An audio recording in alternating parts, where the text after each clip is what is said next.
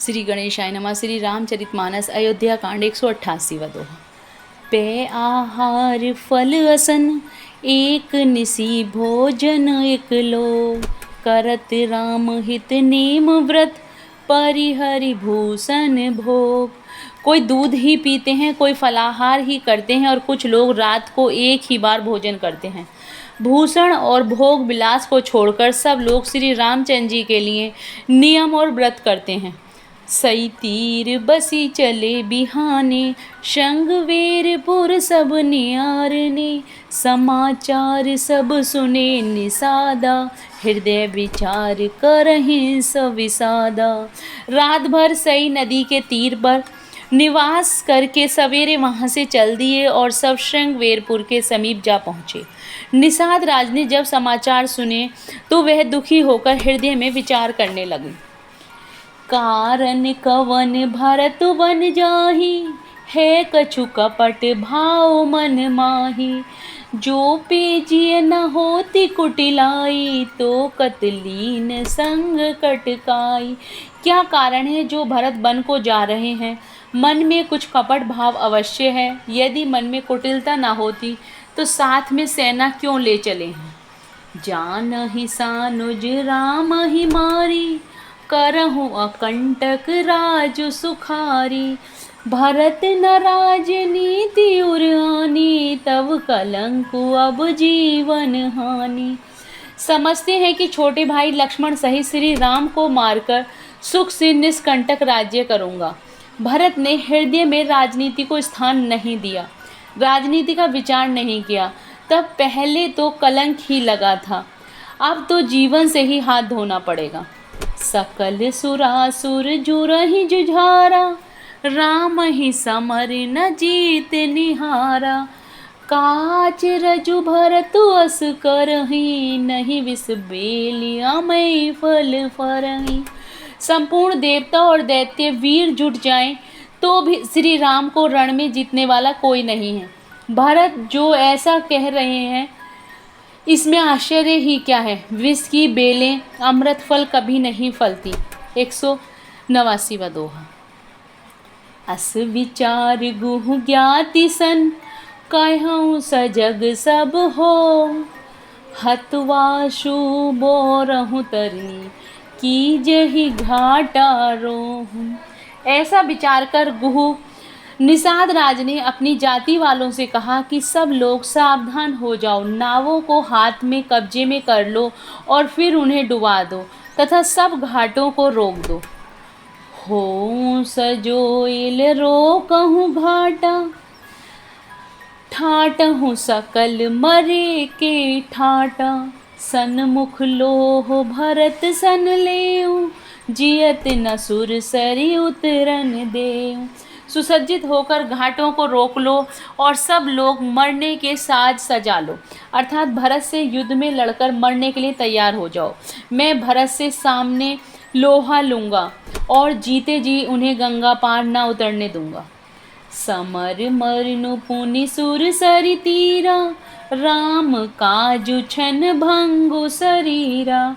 भरत भाई नृप में जन नीचू, बड़े भाग असी पायऊ मीचू।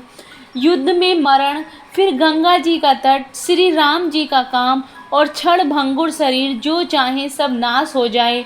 भरत श्री राम जी के भाई और राजा उनके हाथ से मरना, और मैं नीच सेवक, बड़े भाग्य से ऐसी मृत्यु मिलती है। स्वामी काज करहूँ रन रारी, जस धवलहूँ भुवन दस चारी। तजहूँ प्राण रघुनाथ निहोरे, दो हाथ मुद मोदक मोरे। मैं स्वामी के काम के लिए रण में लड़ाई करूँगा और 14 लोकों को अपने यश से उज्जवल कर दूँगा। श्री रघुनाथ जी के निमित्त प्राण त्याग दूंगा। मेरे तो दोनों ही हाथों में आनंद के लड्डू हैं, अर्थात जीत गया तो राम सेवक का यश प्राप्त करूंगा और मारा गया तो श्री राम जी की नित्य सेवा प्राप्त करूंगा। साधु समाज न जाकर लेखा, राम भगत महुजा सुन रेखा।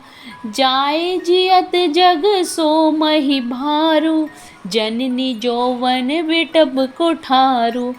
साधुओं के समाज में जिसकी गिनती नहीं और श्री राम के भक्तों में जिसका स्थान नहीं, वह जगत में पृथ्वी का भार होकर व्यर्थ ही जीता है। वह माता के यौवन रूपी वृक्ष के काटने के लिए कुल्हाड़ा मात्र है। 190वां दोहा। विगत विषाद निषादपति सबहि बढ़ाई उछाओ, सुमिरि राम मांगहु तुरत तरकस धनुष सुनाहु। इस प्रकार श्री राम जी के लिए प्राण समर्पण का निश्चय करके निषाद राज विषाद से रहित हो गया और सबका उत्साह बढ़ाकर तथा श्री राम जी का स्मरण करके उसने तुरंत ही तरकस धनुष और कवच मांगा। बेगहु भायु सजहु सजो, सुनी रजाई कदराई न को, भले ही नाथ सब कहें से हरसा, एक ही एक बढ़ावहि करसा। उसने कहा, हे भाइयों जल्दी करो और सब सामान सजाओ, मेरी आज्ञा सुनकर कोई मन में कायरता न लाए। सब हर्ष के साथ बोल उठे, हे नाथ बहुत अच्छा, और आपस में एक दूसरे का जोश बढ़ाने लगे।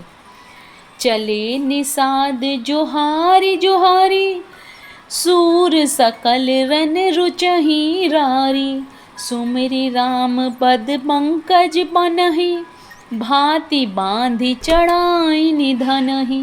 निषाद राज को जोहार करके सब निषाद चले। सभी बड़े सूरवीर हैं और संग्राम में लड़ना उन्हें बहुत अच्छा लगता है। श्री रामचंद्र जी के चरणों की जूतियों का स्मरण करके उन्होंने बाथियाँ छोटे छोटे तरकस बांधकर धनुइयों छोटे छोटे धनुषों पर प्रत्यंचा चढ़ाई। अगरी पही हरि कूड़ी सिर धरही, फरसा बांस सेल सम करही, एक कुशल अति ओड़न खाड़े, कूदहि गगन मनहु क्षिति छाड़े। कवच पहनकर सिर पर लोहे का टोप रखते हैं और फरसे भाले तथा बर्छों का सीधा कर रहे हैं, सुधार कर रहे हैं। कोई तलवार के वार रोकने में अत्यंत ही कुशल है। वे ऐसे उमंग में भरे हैं मानो धरती छोड़कर आकाश में कूद रहे हों।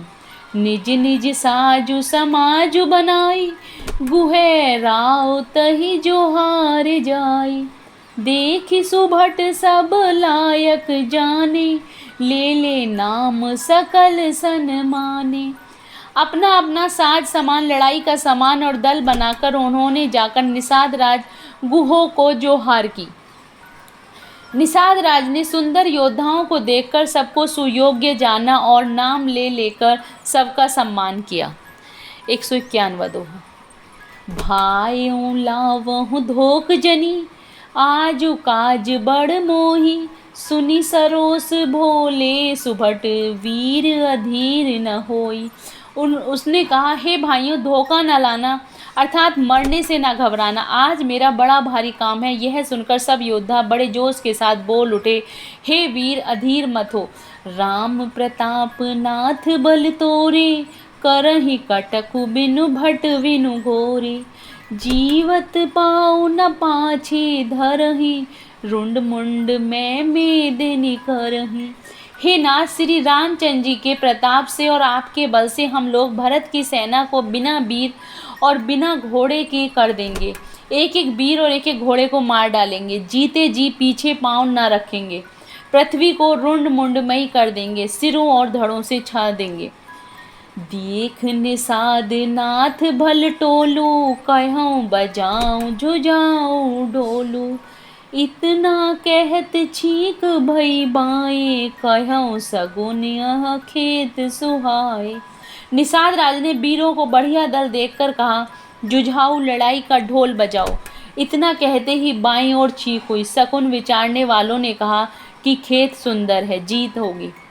बूढ़ एक कह सगुन विचारी, भरत ही मिला ही न होई रारी, राम ही भरत मनावन जाई, सगुन कहे अस विग्रह नाही। एक बूढ़े ने सगुन विचार कर कहा, भरत से मिल लीजिए, उनसे लड़ाई नहीं होगी। भरत श्री राम जी को मनाने जा रहे हैं। शकुन ऐसा कह रहे हैं कि विरोध नहीं है। सुनी गुहु कहे नीक कह बूढ़ा, सहसा करि पछताई विमूढ़ा, भरत स्वभाव शील बिनु बूझे, बड़े हित हानि जानि बिनु जूझे। यह सुनकर निषाद राज गुहू ने कहा, बूढ़ा ठीक कह रहा है। जल्दी में बिना विचारे कोई काम करके मूर्ख लोग पछताते हैं। भरत जी का शील स्वभाव बिना समझे और बिना जाने युद्ध करने में हित की बहुत बड़ी हानि है। जय Shri Ram. Please like and subscribe.